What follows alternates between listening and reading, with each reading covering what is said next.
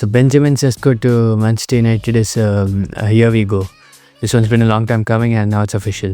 And yeah, he's rejecting the Champions League for Man United, and there are obviously levels between Newcastle and Man United. And you're big, you're fucking big. So what makes this even better is how we got it done. There was no drama, no panic, and no deadline day scramble. Just a proper plan, early interest, and a clear idea of what we wanted. You've got to give a little bit of credit to the current football setup at the club. Quietly, they started doing business like a serious operation again. They just handled it properly. We've been watching this guy for a while, and this time we didn't just admire him from a distance, we made it happen.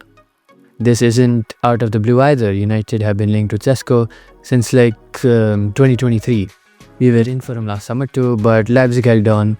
We waited, and honestly at that time it looked like we might have missed the chance. But here we are a year later, and United went back in. This time with intent, and got it done. That's what you want to see. No more admiring from afar while someone else swoops in like they did with Delap and Gyökeres. This time we acted.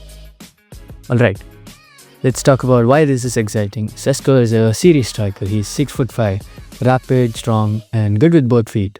He's dominant in the air and has a natural striker's instinct. He's already scored goals at a top level, and at just 22, there's so much more to come. He could easily lead the line for the next decade.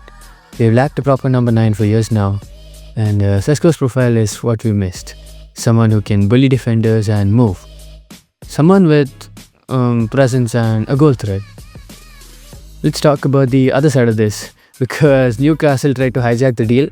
They offered Champions League football, they offered more money, and Šeško still chose United. And that's the thing, you have the Champions League, but you still can't match the pull of Manchester United. Newcastle can't buy that, the badge, the history, and the platform. That doesn't come with Saudi money. So Šeško looked at the options and made the call. He didn't choose spreadsheets and stadium upgrades. He chose United.